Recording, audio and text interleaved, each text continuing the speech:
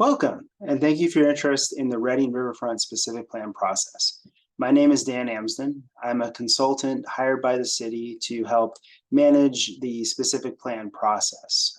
This process is really something that has been created by the City Council to engage the community and really think about crafting a future vision for the whole riverfront area. We're just starting this process, and this overview presentation provides a little bit more information about the project area, but also importantly about what exactly a specific plan is and what is going to be part of this project over the next couple of years.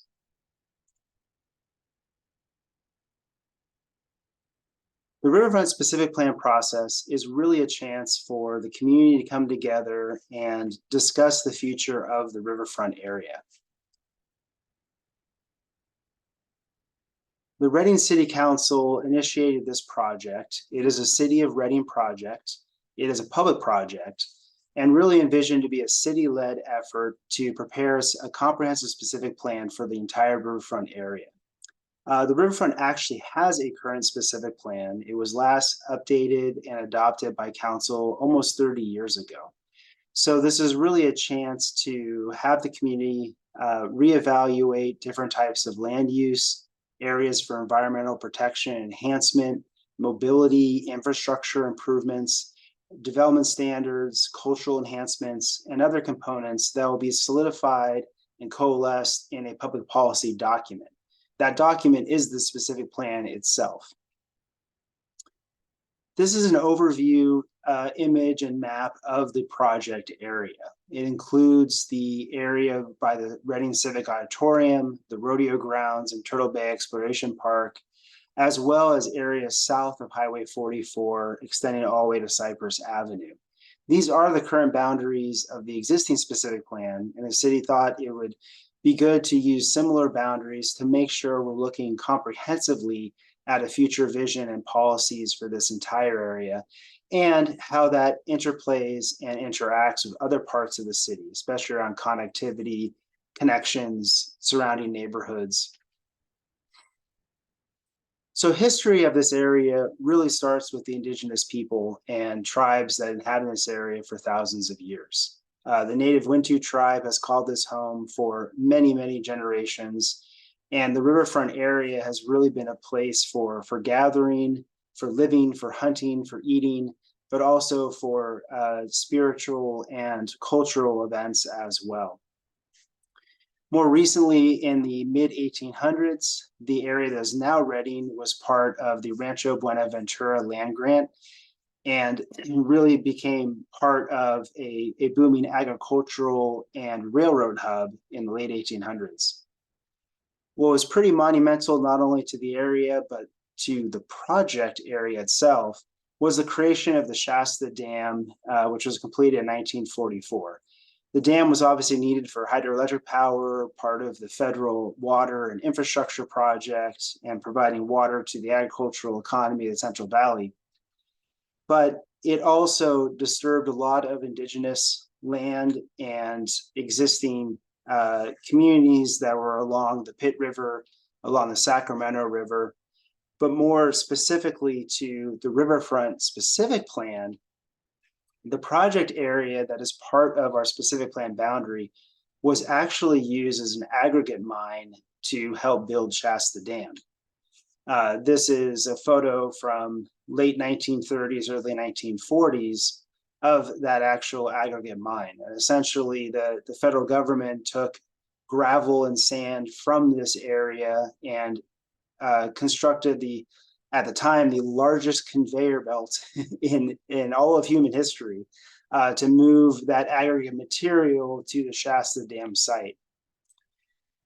And so in turn, that's had a pretty big impact physically on this riverfront area. So this is a map from 1891 that shows the grid of the city of Reading really as a railroad and agricultural hub and commerce hub of the northern Sacramento Valley. And this is zoomed into the riverfront area. But as you can see, as I go through these slides and the dates increase, by the time we get to the 1940s, these resulting ponds and wetland areas were actually the remnants of the gravel mine. And as the gravel and aggregate was taken out, water backfilled these areas. Here is a map from 1955, which shows a lot of the ponds that exist today, but this was the completion of the dam and really the completion of this disturbance and mining activity. In addition, in the 1970s, the Highway 44 extension was created through this project area, which also created some disturbance. It created connections, obviously, from I-5 to downtown, but bifurcated the project area and really created a physical barrier between the north and the south. And here's a map from 2020, or essentially the existing condition for this area, showing both the ponds that are a result of the aggregate mining and also Highway 44. And this is why this area has a very unique character today. The native or original flow of the Sacramento River was disturbed as part of the aggregate mining, but in turn has created ponds and habitat for a lot of fish, recreational areas, and a lot of habitat for bird species as well. So as we get into the specific planning process, it's important to note that it's not running completely separate from other efforts that the city has already done or recently done. And what I mean by that is we're starting this process by looking at other city policy, regulations, and rules, or even projects and mobility enhancements, and how they relate to the riverfront area. So in particular, in 2022, the City Council adopted the Downtown Reading Specific Plan. So a similar type of regulatory document as this project will result in, but that one was focused on the downtown area and really design, development, and project standards for the downtown area, but does have impacts on traffic and circulation to the riverfront. Within the riverfront area, the city is currently preparing a park marina corridor plan. And this plan is looking at different options for street redesign, different configurations, adding additional bike lanes and pedestrian features to Park Marina Drive, essentially from Cypress Avenue to Highway 44. This is a key corridor within the Riverfront Specific Plan area. So this project will help to inform and influence design and circulation decisions as part of the Riverfront Specific Plan. And then also very importantly, the city is currently updating the general plan. The general plan is something that's required that every city and county has in California, and they keep it regularly updated. But a general plan is the overarching policy document for the entire city.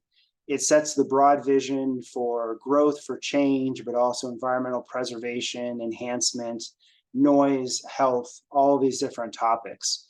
The general plan update is currently out for public review and comment, but is anticipated to be adopted during the course of the Riverfront Specific Plan process as well. And under California law, the specific plan is required to be consistent with the general plan.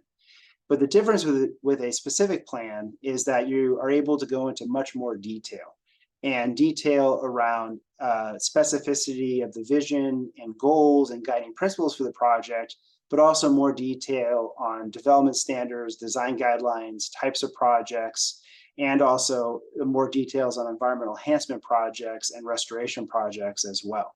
All of those can be pulled into the specific plan if desired by the community and the city council, and specific for the riverfront area. So a little more detail on the project area. The Riverfront Specific Plan area includes a pretty unique combination of public event venues, public facilities, tourism-based facilities, as well as private property, open space, and recreational facilities. There's the Turtle Bay Exploration Park. That's a regional destination located in the northern part of the Specific Plan area.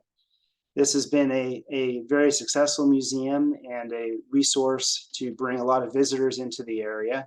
There's also the Sheraton Reading Hotel, which is a commercial hotel, obviously used within the area, but again, supports the visitor components to the northern riverfront, as well as some historic facilities like the Mill Building. But what's also important is there are some residential areas within the Specific Plan area and residential communities that were built along the river, as well as in the southern riverfront portion of the project area, additional commercial uses, whether they are office, retail, restaurant, as well. And all these are part of the project, again, with the goal of really creating one consistent vision and set of goals and requirements for the area. What's also really key to a specific plan is it does look at circulation and mobility. And these are things like streets and roads and transit, but also bike, pedestrian, and trail connections as well. And this can be a combination of destination recreation amenities like the Sundial Bridge or the River Trail that provide access throughout the community and recreational amenities, but also improved street connections within city streets and improving those connections from this neighborhood to other neighborhoods in the city like downtown and beyond. What's also unique and important as part of this process is land ownership. The entire project area is somewhat split evenly between publicly owned land and privately owned land. What this map is showing right now are publicly owned areas within the specific plan or just outside the specific plan. And these are things like city facilities, like the Reading Convention Center, the City Hall, the rodeo grounds, schools, and other amenities, but also things like parks and open space, which are shown in green, which is also city-owned property or public property. And a lot of this public property includes some of the key environmental areas and areas of habitat restoration. But they also include things like Highway 44, which is a Caltrans facility, but also a public facility as well. So again, there's a lot of public uses within this area, including all of the roads, which are city-owned and maintained roads aside from Highway 44. The Reading Civic Auditorium is another key city facility within this area owned by the city of Reading, as well as the Reading Rodeo Grounds adjacent to it, which both of them hold many events throughout the year and are draws for not only tourists and visitors, but also big assets for the local community attending events and other activities.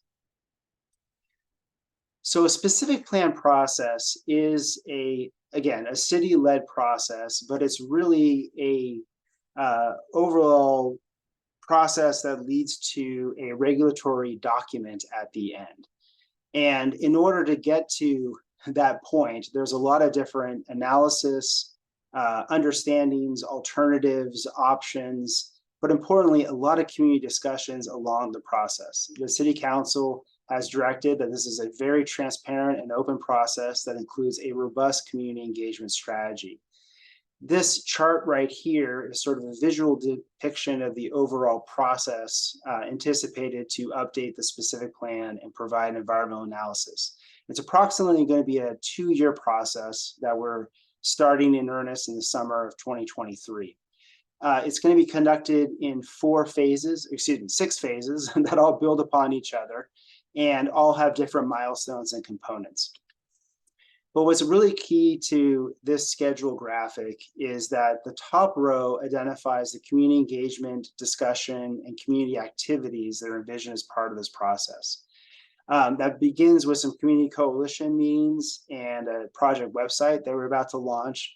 But each of these green circles are key milestone moments within the overall project, where we have a series of workshops, meetings, discussions, different surveys, and other activities to really get the community's feedback and understanding of a lot of different components that go into this project.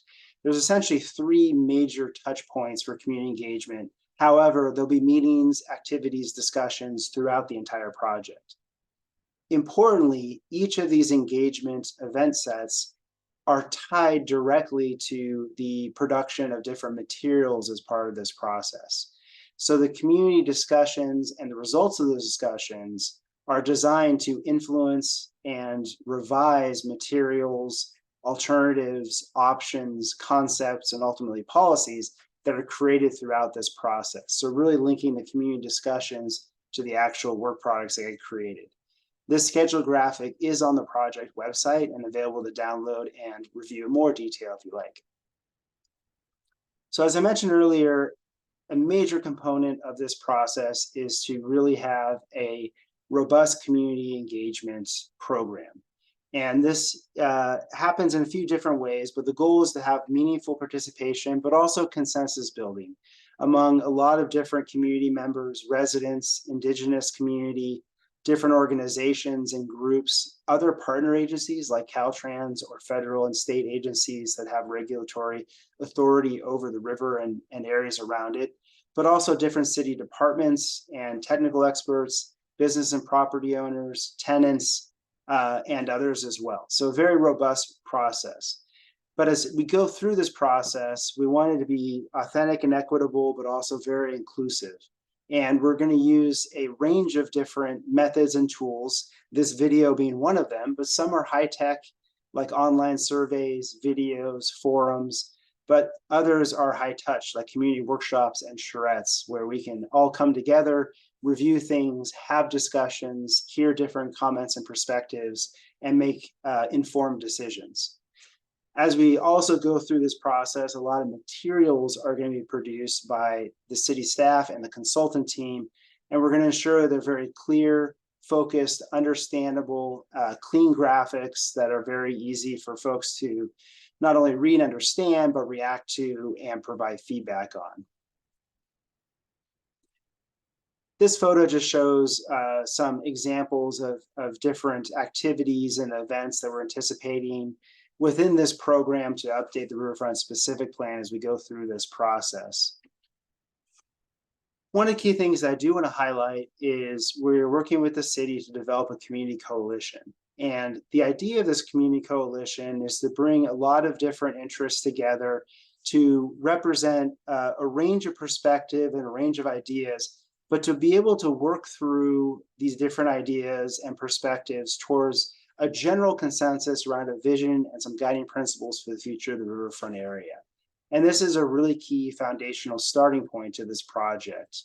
As you can see on the right, these is an initial list of the composition of the coalition. This is currently being refined with city staff and also the city council, but it's something that will be initiated fairly soon in early fall 2023. Lastly, as a wrap up to this, we are currently working with the city to develop an entirely new website dedicated just to this project. The web address will be readingriverfront.org, and it will be a one-stop spot for all information on this project. All materials, workshop summaries, feedback, other documents, and information will be posted and regularly updated on this website. The website will also have a news feature that will include information on upcoming meetings and events and ways you can participate and be a part of the project. It will also include the ability to provide comments through the website and direct feedback to the project team. It should be launched in early September, if not late August. So please check this website address frequently as it gets up and running. You'll also have the ability on the website, if you so desire, to add your email address. And as we update anything on the website, we will send out an email blast letting you know there's new information or an upcoming meeting or a way for you to participate as well. So again, thank you for your interest in this very important project. We know this is a very special and important place to the community, and we're excited to be able to partner with the city to really launch this effort and engage with a lot of the community members in Reading. For more information, you can also find ways to contact city staff, again, at readingriverfront.org. Thank you.